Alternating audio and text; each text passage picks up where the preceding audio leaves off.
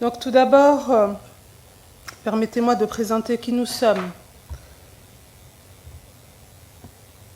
Nous sommes un centre créé en 2 ministères, le ministère de l'Énergie et des Mines et celui de l'Enseignement supérieur et de la Recherche scientifique.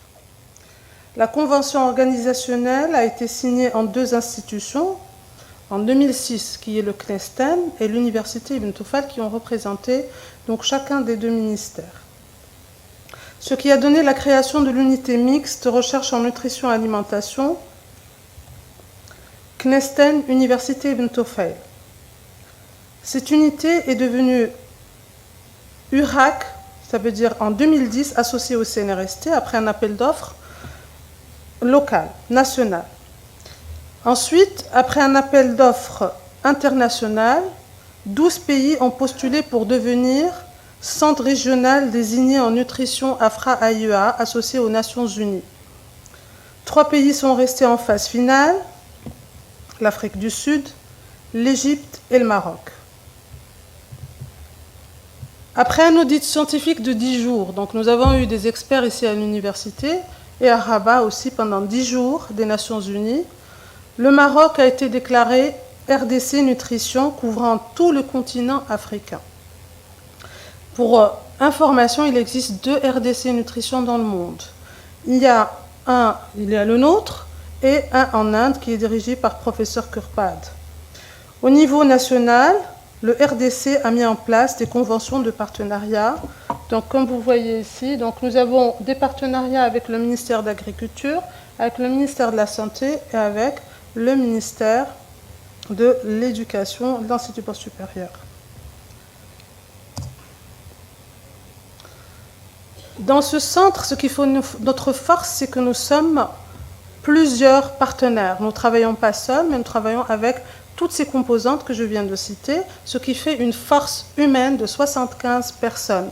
Donc, ils sont répartis en 10 membres permanents, 27 personnes ou membres du centre qui sont non permanents, 32 PhD students et 6 étudiants master. Donc, ce nombre peut augmenter en fonction donc, de la période. Est-ce que c'est des stages de master, des inscriptions en doctorat, etc. Mais généralement, on n'est jamais sous les 70-80 personnes autour des activités du centre. Notre savoir-faire est la maîtrise des techniques isotopiques au service de la nutrition. Donc, ça a été très bien présenté par mon cher professeur Agnaou et mon amie Madame Barkat. Donc, concernant, dans le cas de la santé, nous évaluons des programmes à l'échelle de l'Afrique et nous accompagnons les différents gouvernements africains. Notre rôle, c'est de gagner en temps, de faire gagner les gouvernements et les décideurs en temps, en énergie et en efficacité dans les programmes en matière de programmes d'évaluation, de nutrition et de santé. Le titre, à titre d'exemple, j'ai cité le projet de biodisponibilité, donc ça a été présenté par professeur Agnaou et Madame Barakat. Je ne vais pas revenir là-dedans, mais là, c'est un projet, ce sont des résultats qui sont très importants et qui montrent l'importance de l'utilisation des isotopes dans les prises de décision par les gouvernements. Un deuxième exemple qui n'a pas été traité ce matin, et je reviens là-dessus, c'est un résultat aussi très important par l'utilisation d'isotopes stables, c'est l'évaluation du programme national d'allaitement maternel par l'utilisation des isotopes qui a permis de démontrer avec exactitude les taux de femmes qui pratiquent l'allaitement maternel exclusif. Parce que donc, les résultats qui étaient obtenus par enquête directe, par enquête B2B, donc les questionnaires ont démontré que 100% de femmes déclarent, par exemple, effectuer l'allaitement exclusif. Alors que parmi ces 100%, lorsqu'on a utilisé les isotopes, il n'y a que 45% qui effectivement pratiquent réellement l'allaitement maternel exclusif. Donc là, ce sont des exemples d'utilisation des isotopes, mais nous sommes aussi, ça c'est au niveau local, au niveau national, mais nous sommes un centre de transfert de connaissances et d'expertise vers plusieurs pays africains. Dans ce sens, nous recevons tout au long de l'année des stagiaires, des décideurs dans les pays africains qui viennent faire des stages ou des missions d'une semaine, des séjours scientifiques, et qui opèrent dans le domaine de la nutrition et la santé dans plusieurs pays pendant une ou quelques semaines. Ces personnes qui viennent d'un petit peu partout en Afrique, qui viennent passer un séjour scientifique dans l'une des 3 plateformes analytiques du RDC, Nutrition. Nous avons l'annexe de Rabat, nous avons l'annexe de Mamora et nous avons l'annexe de Kenitra. Donc, notre activité pendant ces dernières années, donc les 12 dernières années, 2006 à 2018, nous a permis de couvrir à peu près plus de 187 stages, 1430 analyses pour les pays africains et plus de 10 000 pour les départements et les structures nationales et 43 expertises à l'échelle internationale. Ces 3 plateformes qui renferment du matériel de pointe nous permettent de diversifier nos axes de recherche. Donc l'un des axes primordial qui a été présenté ce matin, c'est l'utilisation des isotopes stables.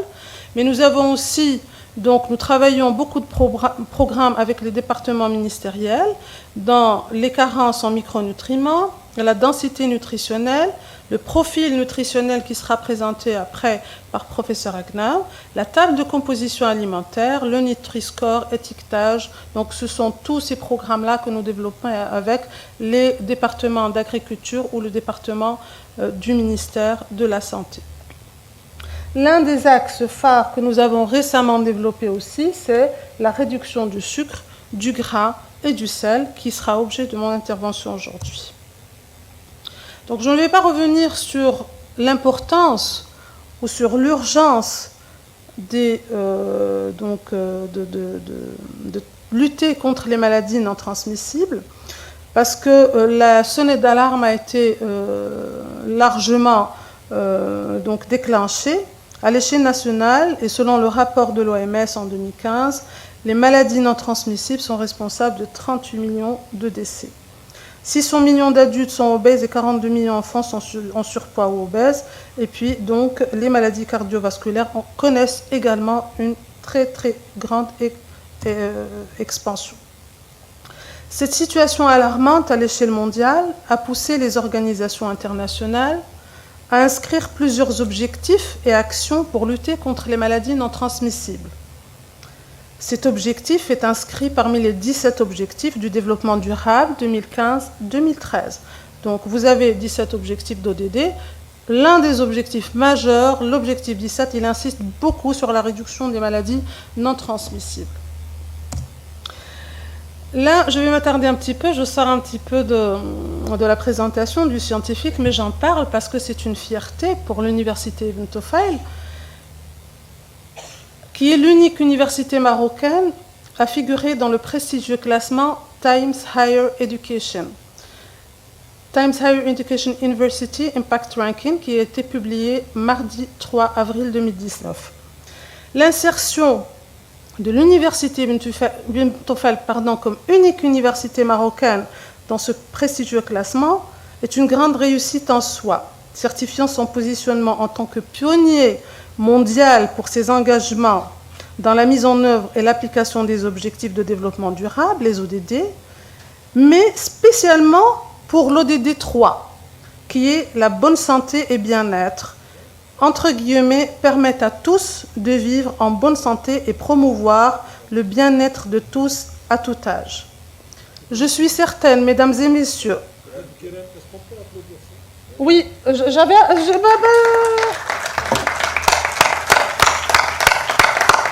j'allais dire un truc rapidement. Je suis sûre et certaine que notre RDC, et plus particulièrement ce monsieur qui est là, professeur Hassan Agnaw, a contribué en grande majorité dans le positionnement de notre université dans ce prestigieux classement. Merci de l'applaudir.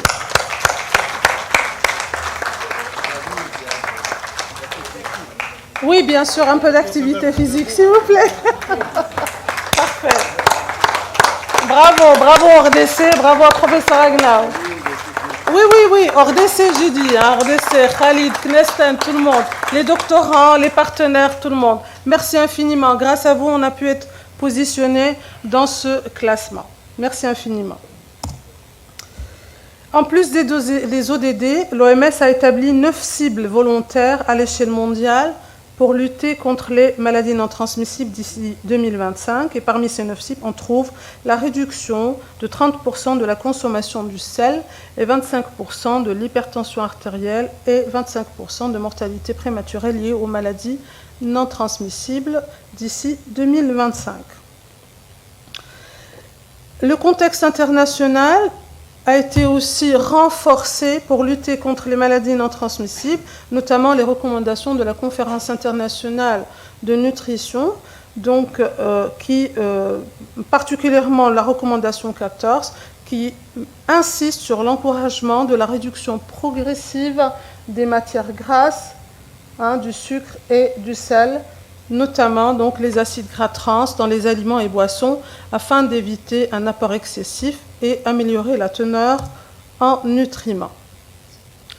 À l'échelle nationale, la situation est aussi alarmante. Donc, elle a été rappelée tout à l'heure par Dr El Ammari, et nous avons beaucoup, donc, le taux d'obésité, d'hypercholestérolémie, de diabète, d'hypertension, donc sont en augmentation exponentielle. Ce qui a incité les départements donc, de tutelle à mettre en place des stratégies. Ce matin, nous avons eu la présentation du programme national de nutrition, mais il y avait également donc, la stratégie nationale de nutrition depuis 2011. Donc finalement, le Maroc il a réagi depuis déjà 8 ans, à partir de 2011 jusqu'à 2019, et à laquelle cette stratégie, le centre a contribué, et qui a comme objectif de promouvoir un mode de vie sain afin de prévenir les troubles nutritionnels et les maladies qui y sont liées. Il y a comme réponse aussi à cette situation alarmante la stratégie multisectorielle de prévention et de contrôle des maladies non transmissibles 2016-2025 et qui renferme 4 domaines stratégiques, 20 actions, 58 mesures et qui vont tous vers cette cible nationale. Il y a aussi le plan national de réduction du sucre, du sel, des graisses saturées et des acides gras trans dans le cadre de la prévention des maladies non transmissibles, donc qui est élaboré par le ministère de la Santé. La situation nationale et internationale nous a poussé à s'inscrire dans ce contexte. Et le centre a développé plusieurs projets qui avaient pour objectif commun la réduction du sel, du sucre, du gras. Mais avant tout, nous avons souligné la nécessité de connaître la population du point de vue perception gustative de ses goûts. Comment la population marocaine perçoit le goût du sucre, du sel et du gras. C'est pour cela que plusieurs études, dont je présenterai les résultats majeurs, ont été menées par notre équipe pour la détermination du seuil de perception du goût sucré, salé et gras. La perception du goût, elle diffère d'une population à une autre. Bien sûr, il y a des facteurs physiologiques, il y a des facteurs génétiques. Alors, nous ne sommes pas rentrés, mais on va développer tout ça avec d'autres laboratoires. Mais nous, l'intérêt, c'est de connaître le seuil de perception pour pouvoir justement mener des programmes ou des projets de réduction de ces composants dans les aliments transformés à large consommation. Concernant la perception du goût salé, plusieurs travaux ont démontré que le seuil de perception de ce goût varie d'une population à une autre. Il peut aller de 22,8 pour les Coréens, donc jusqu'à 125 millimoles par litre chez une population du Zaïre. Pour le goût sucré, donc la même chose, ce seuil de perception du goût, de reconnaissance de ce goût par l'individu, il change d'une population à une autre et il a d'autres facteurs. Donc par exemple, il peut aller de 10 millimoles par litre chez la population caucasienne jusqu'à donc 30 millimoles par litre chez une population forestière d'Afrique. Pour le gras, en Australie, je reviendrai tout à l'heure sur ce goût du gras, parce qu'il a récemment été identifié comme 6e goût, parce que nous avons 4 goûts. Le 5e, c'est l'umami, donc il a été découvert par les Japonais, mais récemment, le goût du gras a été reconnu comme 6e goût officiel. J'en parlerai tout à l'heure.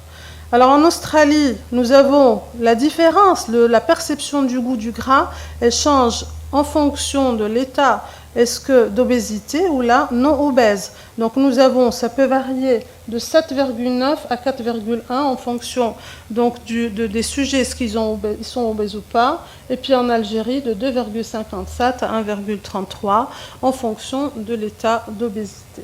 Donc là, c'est pour vous dire que finalement, il fallait connaître quelle est la réalité de la population marocaine. C'est pour ça que nous avons travaillé, nous avons initié et entamé, bien sûr, la réflexion sur comment on va pouvoir déterminer sur quelle population on va travailler. Donc, on a travaillé sur une large population de 15 jusqu'à 60 ans et on a recruté presque 200 personnes. Pour le test de perception du goût salé, plusieurs concentrations des échantillons ont été préparées allant de 1 millimol jusqu'à 500 millimoles par litre. Donc, c'est une gamme qui a été variée donc avec plusieurs concentrations. Même chose pour la concentration du sucre. Un panel de solutions sucrées ont été préparées avec des concentrations de saccharose allant de 0 à 243 millimoles par litre.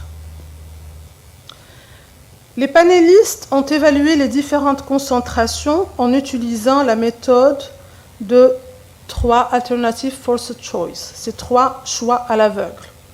Les 3 échantillons sont présentés à chaque testeur, 2 similaires et 1 différent des 2 autres échantillons. Chaque testeur doit identifier le produit ayant l'intensité la plus forte pour une caractéristique spécifique.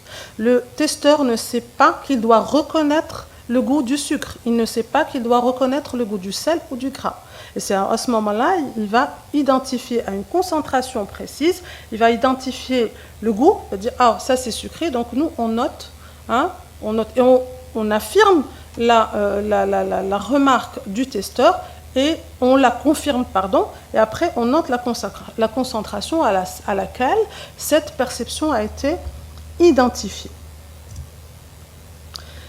D'après les principaux résultats obtenus, concernant le seuil de perception du goût salé, nous avons 83,58% des testeurs ont perçu ce goût salé à une concentration de 15 millimoles par litre. Donc on peut dire que la population au niveau du Maroc, la population perçoit le goût salé à 15 millimoles par litre. Par contre, pour le goût sucré, nous avons 91,96% de la population des testeurs, des panélistes, qu'est-ce qui se passe ? Ils ont perçu le goût sucré à une concentration de 27 millimoles par litre. Donc, on peut affirmer que le seuil de perception du goût sucré chez la population marocaine, il est de 27 millimoles par litre. Concernant le goût du gras, donc comme je l'ai dit tout à l'heure, jusqu'il y a 10 ans, les quatre goûts qui sont reconnus dans le monde, c'était le sucré, le salé, l'acide et l'amer. Donc ça, c'est connu depuis très longtemps. Mais un 5e goût a été découvert il y a 10 ans, récemment par les Japonais, c'est l'umami.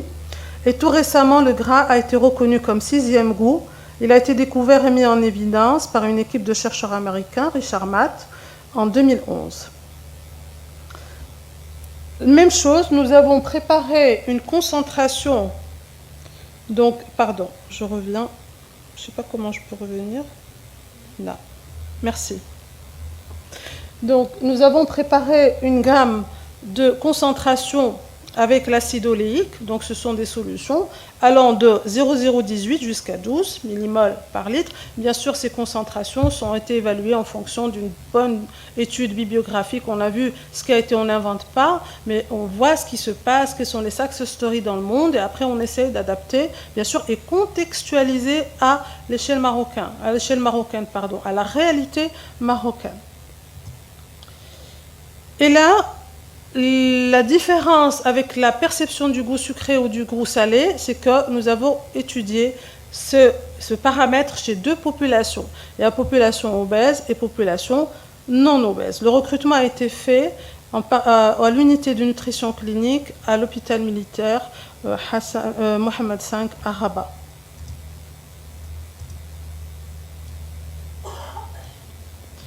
La même chose a été la même technique, donc la 3-AFC, Alternative First Choice. On a déterminé que chez la population obèse, le seuil de perception ou le goût du gras, il est défini à une concentration, il est perçu.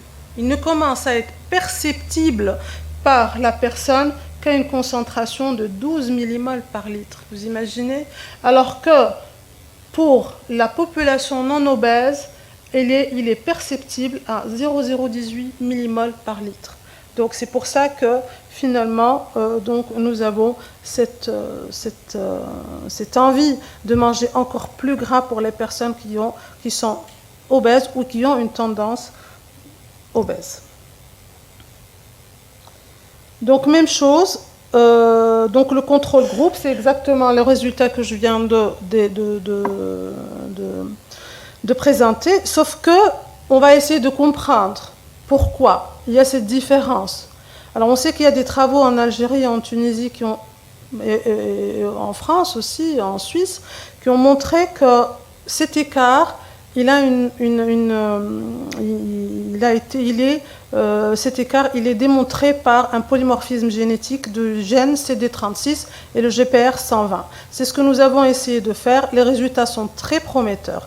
Et je ne les présente pas ici parce qu'ils n'ont pas été publiés. On est en train de les publier maintenant. L'article, il est prêt. C'est qu'on a démontré qu'il y a un polymorphisme au niveau du gène CD36 qui est impliqué dans ce grand écart. Au niveau par rapport aux populations obèses et non obèses. Alors ces travaux sont en publication et le travail il a été élaboré par l'équipe en partenariat avec l'équipe du grand chercheur professeur Naïm Khan que je salue, donc du goût, qui est un grand chercheur de la physiologie du goût à l'université de Dijon. Alors cette connaissance finalement du goût, du seuil de perception du goût salé, sucré et du gras. Qu'est-ce qui va nous permettre de connaître la population de point de vue perception du goût? Et c'est à partir de là que nous avons entamé des projets de réduction du sucre dans des aliments à large consommation, notamment la réduction du sucre dans le sel et la réduction du sel dans le pain. Les travaux sur le degré d'acceptabilité de la réduction du sucre dans les aliments transformés, cas du yaourt, ce sont des travaux qui sont publiés dans un journal à impact factor. Et la méthodologie, l'objectif, c'était d'évaluer le degré d'acceptabilité du goût sucré chez la population selon différents taux de réduction en utilisant les échelles du goût, du Just About Right, le JAR, et l'échelle de l'achat. Nous avons travaillé sur une population de 200 personnes et bien sûr avec donc plusieurs catégories d'âge.